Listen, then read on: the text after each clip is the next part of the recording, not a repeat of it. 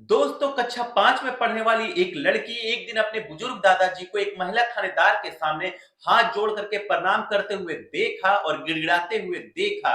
तो उसे बहुत अजीब फील होता है, क्योंकि बचपन में उसे जो शिष्टाचार का पाठ पढ़ाया गया था कि अपने से बड़ों के सामने झुक करके प्रणाम करना चाहिए, अदब से पेश आना चाहिए, उन्हें नमस्कार करना चाहिए। लेकिन दादाजी बहुत उम्र में बड़े होते हैं, फिर भी उस कम उम्र की जो पुलिस वाली के सामने होते हैं उसे हाथ जोड़ करके प्रणाम क्यों करते हैं। इस घटना के बारे में जब वो अपने पिता से बात करती है और उससे पूछती है, तो पिता बताते हैं कि बेटा, भले ही वो तुम्हारे दादाजी के उम्र से कम है, बल्कि वो सरकारी कर्मचारी है, उनका पद बड़ा है, उनका ओहदा बड़ा है। तब लड़की के मन में ख्याल आता है कि क्या पिताजी, मैं भी इसी तरीके के अफसर बन सकती हूँ, लोग मुझे भी प्रणाम करें। तो पिता कहते हैं, हाँ बेटा, बल्कि तुम इससे भी बड़ा अफसर बन सकती हो। तब वो लड़की पूछती है कि इससे बड़ा पद कौन सा होता है। तो पिता बताता है कि बेटा, जिले के सबसे बड़ा जो पद होता है पुलिस का, प्रशासन का, वो होता है एसपी का, उसे लोग पुलिस कप्तान भी कहते हैं। तब वो लड़की फैसला करती है और अपने पिता से कहती है कि मैं भी एक दिन अफसर बन करके आपका नाम रोशन जरूर करूंगी पिताजी। छोटी सी बच्ची के मुंह से इस तरीके के बातें सुनकर के पिता के आंखों से आंसू आ जाते हैं।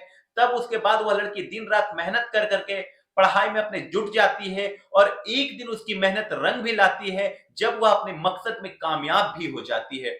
तब वह एक दिन समाज में फैले शोषण और भ्रष्टाचार को जानने के लिए अपना हुलिया बदल करके एक भिखारन का रूप में पुलिस स्टेशन जाती है और वहां पर जो कुछ भी वह देखती है उसे देख करके अंदर तक उसकी अंतरात्मा हिल जाती है। फिर वह उसके बाद जब अपनी सच्चाई बताती है पुलिस वालों को, जब वह भिखारन की सच्चाई पता चलता है तो पूरे थाने में हड़कंप मच जाती है और पुलिस वालों के होश उड़ जाते हैं। पूरी कहानी बहुत दिलचस्प है दोस्तों, कहानी को अंत तक जरूर सुनना।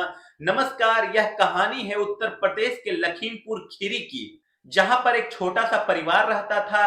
एक बच्ची होती है, उसके माता पिता होते हैं और उनके दादा होते हैं। परिवार छोटा होता है, खेती किसानी मेहनत मजदूरी कर करके परिवार का भरण पोषण चल रहा होता है। घर में बच्ची जो होती है वह इकलौती होती है, तो उसे खूब दुलार प्यार उसे बचपन में होता है। इसके बाद जब वह पढ़ाई करने लगी तो धीरे धीरे 5वीं कक्षा में पहुंच जाती है। उस बच्ची का नाम होता है अर्पिता। अर्पिता 5वीं कक्षा में पढ़ाई कर रही थी, तब एक दिन उसके पिता का पड़ोसियों के साथ किसी बात को लेकर के विवाद हो जाता है और झगड़ा इस तरीके से इतना ज्यादा बढ़ जाता है तो मामला थाने तक पहुंचता है। और वहां की थानेदार महिला होती है, वह अपनी जीप से अपने साथियों के साथ पहुंच जाती है इनके घर पर। लड़की के दादाजी घर पर मौजूद नहीं होते हैं और पुलिस पहुंचती है और बातचीत करती है दोनों पक्षों से। इसके बाद अर्पिता के पिता को लेकर के वह जाने लगती है। तभी अर्पिता के दादाजी जो घर पर नहीं होते वह मौके पर आ जाते हैं और अपने बेटे को पुलिस वालों के द्वारा पकड़ करके ले जाने के दौरान वह पुलिस वालों के सामने पूछते हैं और हाथ जोड़ करके गिड़गिड़ा करके पूछते हैं और प्रणाम करते हुए कहते हैं कि मेरे बेटे को छोड़ दो, वह निर्दोष है। लेकिन महिला थानेदार जो होती है उनकी बात नहीं सुनती है, बल्कि उसे लेकर के चली जाती है। अर्पिता बहुत दुखी हो जाती है, बचपना था उसका, वह रोने लगती है।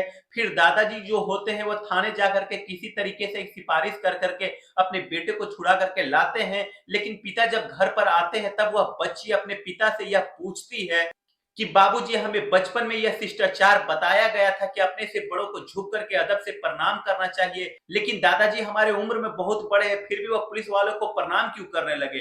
तब पिता बताते हैं कि बेटा, भले ही उम्र में तुम्हारे दादाजी बड़े हैं, लेकिन वह सरकारी अफसर है, वह कर्मचारी है, उनका पद बड़ा है, उनका ओहदा बड़ा है, इसलिए जो है तुम्हारे दादाजी उस अफसर को झुक करके प्रणाम कर रहे थे अदब से।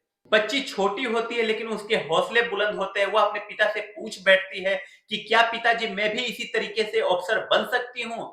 तब पिताजी बोलते हैं, हाँ बेटा, बल्कि तुम इससे भी बड़ी अफसर बन सकती हो।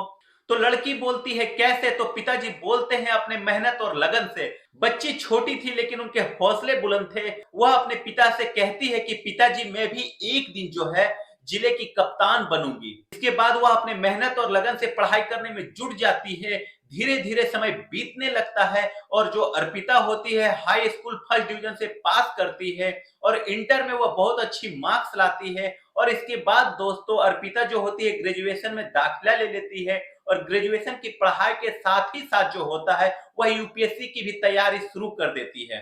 धीरे धीरे जैसे जैसे उसका ग्रेजुएशन कंप्लीट होता है, वह यूपीएससी के एग्जाम में बैठती है, प्री में अच्छा प्रदर्शन करती है और मेंस में अच्छा प्रदर्शन करती है, लेकिन दुर्भाग्य से इंटरव्यू में रिजेक्ट हो जाती है। अर्पिता अपने हौसले को डाउन नहीं होने देती है, दोबारा वह फिर से नई ऊर्जा के साथ तैयारी में जुट जाती है और इस बार वह अच्छा प्रदर्शन करते हुए प्री भी क्वालिफाई कर लेती है और मेंस भी क्लियर कर लेती है और इंटरव्यू में भी सिलेक्ट हो जाती है।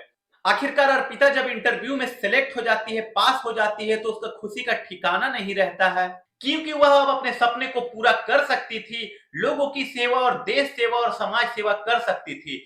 इसके बाद अर्पिता खुशी खुशी ट्रेनिंग पर जाती है और ट्रेनिंग पूरी करने के पश्चात उसे एक जिले में पुलिस के कप्तान के तौर पर नियुक्ति मिल जाती है।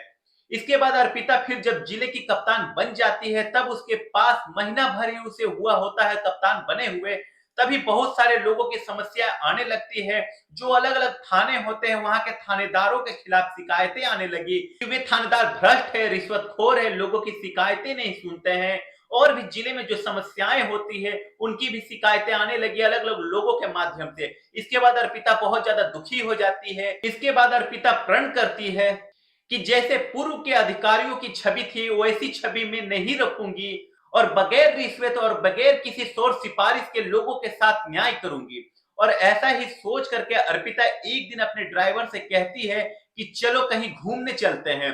ड्राइवर जो होता है आईपीएस अंकिता को लेकर के चला जाता है और आईपीएस अंकिता जाती है मार्केट में। वहां से मार्केट के बीचों बीच एक थाना होता है और अपना वर्दी उतार करके एक भिखारन के ड्रेस में जुल्फे बिखेर कर करके वह थाने के आजू बाजू में टहलने लगती है।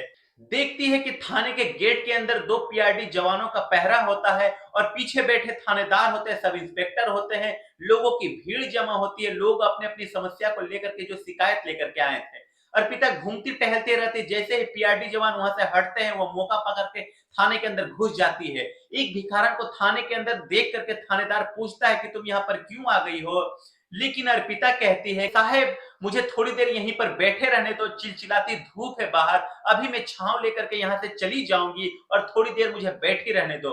एक पेड़ की छांव में बैठ जाती है। उसके बाद जो पुलिस वाले अफसर होते हैं, लोगों की शिकायतें समस्याओं का निवारण करने के लिए लग जाते हैं। लेकिन जो आईपीएस अर्पिता होती है दोस्तों, उसका ध्यान उस थाने में जो भी तैनात पुलिस वाले होते हैं उनके ऊपर ही होता है कि वे कैसे काम कर रहे हैं और लोगों की समस्या कैसे सुन रहे हैं। इसी दौरान एक लड़की भी आई होती है जो कि पीड़िता होती है अपने पिता के साथ। उसके पिता शिकायत लेकर के आए थे। उस लड़की को गांव के ही एक दबंग लड़के ने छेड़ दिया था। वह दबंग व्यक्ति गांव का एक छोटा मोटा नेता होता है और अपने आप को कुछ अलग ही समझता था। वह रोब झाड़ता था। जो थानेदार साहब होते हैं उस पीड़िता के पिता को आश्वासन देकर के भेज देते हैं कि आपके साथ आखिरकार न्याय होगा और जरूर कार्रवाई उनके ऊपर होगी। लेकिन जैसे ही वह पीड़ित पिता अपने बेटी के साथ गेट के बाहर आता है, जो दूसरा दबंग प्रवृत्ति का व्यक्ति होता है जिसने लड़की के साथ छेड़छाड़ किया था, वह नोटों की गड्डी ले जाकर के थानेदार को पकड़ा देता है। उसके बाद थानेदार साहब उस दबंग प्रवृत्ति के व्यक्ति से कहते हैं रिश्वत लेने के बाद तुम्हारे साथ कुछ नहीं होगा, तुम जाओ, मैं अपने स्तर से इस मामले को जांच कर लूंगा और किसी तरीके की आंच तुम पर नहीं आएगी। लेकिन दोस्तों जो अर्पिता होती है वह सब कुछ देख रही होती है। इसके बाद वह थाने से धीरे धीरे गेट के बाहर निकल आती है। उसके बाद वह पीड़ित पिता मिल जाता है, उससे बातचीत करने लगती है और खड़ी भाषा में बीच बीच में अंग्रेजी और हिंदी मिला करके बोलने लगती है। उसके बाद जो पीआरटी जवान होते हैं उन्हें आश्चर्य होता है कि ये तो भिखारिन है, इतना अच्छा बोल लेती है, जरूर इसमें कोई राज है। वह थानेदार से बताते हैं तो थानेदार उस भिखारन को अपने पास बुला लेते हैं। उससे पूछते हैं कि असलियत में बताओ तुम वास्तव में भिखारन हो या कोई और हो। उसके बाद जो आईपीएस ऑफिसर होती है अर्पिता, वह अपना असली रूप बताती है। अपना जो भिखारन का भेष बना रखा था वह वेशभूषा सब हटा देती है और अपना आई कार्ड दिखाती है। आई कार्ड दिखाने के बाद जो थानेदार होते हैं उनके पैरों के तले से जमीन सी खिसक जाती है, क्योंकि वही भिखारन जो होती है उस जिले की कप्तान होती है। उसके बाद थानेदार साहब हाथ जोड़ करके गिड़गिड़ाने लगते हैं, माफी मांगने लगते हैं। लेकिन वह कहती है कि नहीं, मैंने आपको रिश्वत लेते रंगों हाथ देखा है, तुम भ्रष्ट हो, तुम्हारे साथ न्याय होना चाहिए और तुम्हारे साथ न्याय ये होगा कि तुम्हारे ऊपर कानूनी कार्यवाही होगी। मैंने तुम्हें घूस लेते रंगे हाथ पकड़ा है, तुम पीड़िता के साथ अन्याय कर रहे हो और दोषी का साथ दे रहे हो। उसके बाद सभी पुलिस वाले जो होते डर जाते हैं। लेकिन जो आईपीएस ऑफिसर अर्पिता होती है वो तत्काल उस इंस्पेक्टर को वहां से सस्पेंड करवाती है और उसके बाद जितने भी भ्रष्ट ऑफिसर रहते हैं उस थाने में सभी के ऊपर कानूनी प्रक्रिया कार्यवाही की जाती है। जैसे ही इस तरीके का मामला आता है, पूरे थाने में हड़कंप मच ही चुका था और मीडिया वाले पहुंच ही जाते हैं। जो आसपास के लोग भी होते हैं, वह भी सुनते हैं तो आश्चर्यचकित हो जाते हैं। उन्हें आश्चर्य होता है कि जो अभी पुलिस वालों और फरियादियों और दोषियों के साथ मिलकर के काम करते हुए देखा था, वहां पर एक ईमानदार अफसर भी है। जो ऐसे ही ईमानदार अफसर का देश में कमी है दोस्तों। आखिरकार जैसे ही ये आईपीएस ऑफिसर अर्पिता की कहानी जो होती है सोशल मीडिया पर वायरल होती है और अखबारों के माध्यम से वायरल होती है, प्रिंट मीडिया के माध्यम से वायरल होती है, तो पूरे समाज में खुशियों का लहर दौड़ आता है। और जितने भी लड़कियां बहनें जो पढ़ाई कर रही होती है, वो भी अपना आइडल जो होता है इसी आईपीएस ऑफिसर के जैसे बनने को चाहती है। करती है कि हम लोग भी ऐसे ही आगे चल करके पढ़ाई कर करके देश, समाज और घर कल्याण का नाम रोशन करेंगे। तो दोस्तों, यह कहानी आप लोगों को कैसी लगी, कमेंट सेक्शन में अपनी प्रतिक्रिया जरूर देना। यह वीडियो अच्छी लगी हो तो लाइक जरूर कर देना। मिलते हैं अगले किसी नई वीडियो में, तब तक के लिए जय हिंद, जय भारत।